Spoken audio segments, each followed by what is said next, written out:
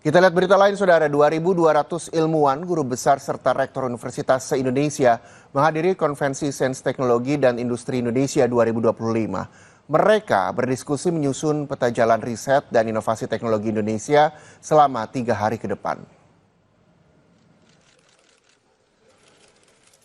Dibuka langsung oleh Presiden Prabowo Subianto serta melibatkan sejumlah menteri terkait, Konvensi Sains Teknologi dan Industri KSTI Indonesia 2025 digelar di Sasana Budaya Ganesha, Institut Teknologi Bandung 7 hingga 9 Agustus 2025. Dengan mengumpulkan lebih dari 2.000 saintis dan juga rektor ITB, kegiatan ini jadi sebuah momentum besar yang pertama kali dilakukan di Indonesia. Dalam pertemuan ini, para ilmuwan akan menyusun peta jalan riset dan teknologi untuk penguatan pembangunan dan ekonomi nasional.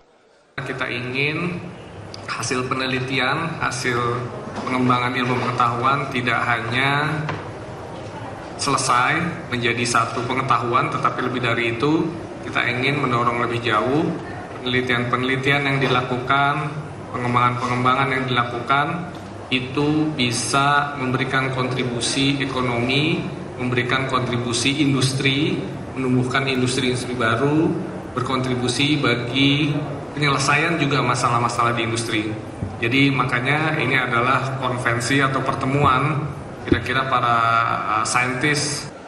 Perumusan kebijakan juga akan dibarengi penyampaian 400 hasil riset ilmuwan-ilmuwan se-Indonesia terkait sejumlah sektor penting seperti energi hijau, ketahanan pangan, kesehatan, dan kemajuan teknologi. 2 ilmuwan peraih Nobel juga dihadirkan untuk memacu semangat ilmuwan Indonesia. Kami juga di konvensi ini dihadiri oleh sekitar 400 pembicara dari seluruh Indonesia yang akan berkumpul selama 3 hari ke depan merumuskan peta jalan riset di berbagai bidang sektor penting, yaitu 8 prioritas sektor strategis nasional meliputi energi, pertahanan, digitalisasi, yaitu kecerdasan buatan dan semikonduktor, kemudian hilirisasi dan industrialisasi, kesehatan, pangan, maritim, material, dan manufaktur maju. Hasil dari peta jalan riset ini akan kita kerjasamakan tidak hanya di bidang pendidikan tinggi, namun juga dengan pihak Kementerian Keuangan dan juga diintegrasikan oleh Kemenko Perekonomian sehingga terjadi integrasi antara sains dan teknologi dan industri untuk mendukung perekonomian. Momen ini jadi ruang strategis yang mempertemukan riset dan ilmu pengetahuan dalam perumusan kebijakan suatu negara. Sains dan teknologi jadi senjata utama membangun bangsa untuk menciptakan hilirisasi ilmu pengetahuan dan penelitian demi Indonesia Emas 2045. Tim Liputan, Kompas TV, Bandung, Jawa Barat. Saudara, fraksi Golkar MPR RI menggelar Sarasehan Nasional bertajuk merumuskan kembali anggaran pendidikan guna mewujudkan amanat konstitusi menuju Indonesia Emas 2025.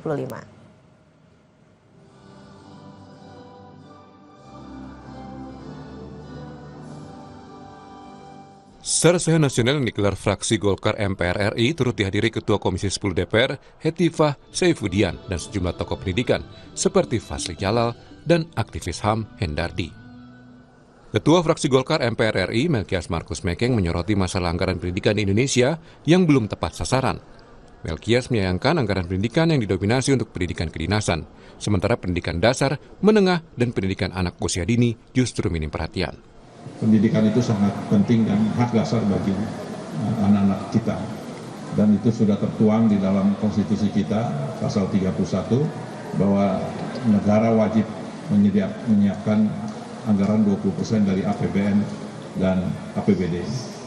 Kami sudah melihat bahwa anggaran 20% sudah diberikan, itu minimal. Tapi penempatannya menurut kami belum sesuai. Praktisi pendidikan Indonesia, Fasli Jalal, menilai anggaran pendidikan senilai 20% dan APBN sudah memadai. Namun, realisasinya belum benar-benar digunakan untuk kegiatan sektor pendidikan. Karenanya Fazli mendorong pendefinisian ulang anggaran pendidikan agar menyasar peserta didik, guru, proses belajar mengajar, dan ekosistemnya.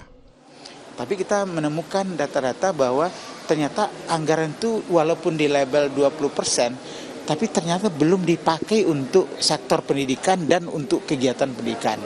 Nah, karena itulah kita melihat mudah-mudahan dengan meredefinisi apa yang dimaksud dengan anggaran pendidikan, siapa itu sektor pendidikan, kalau di bawah sektor pendidikan itu ada fungsi pendidikan, siapa yang berhak melaksanakan fungsi pendidikan, dan bagaimana agar kepentingan terbaiknya adalah pada anak-anak didik, dan kemudian guru, dan kemudian proses pembelajaran, dan baru ekosistem yang mendukung. Usai sarasehan, fraksi Golkar MPR RI akan segera menyurati Presiden Prabowo Subianto untuk mengalokasi ulang anggaran pendidikan. Mereka berharap pengalokasian ulang itu bisa langsung diberlakukan pada APBN 2026 yang tengah dirancang pemerintah.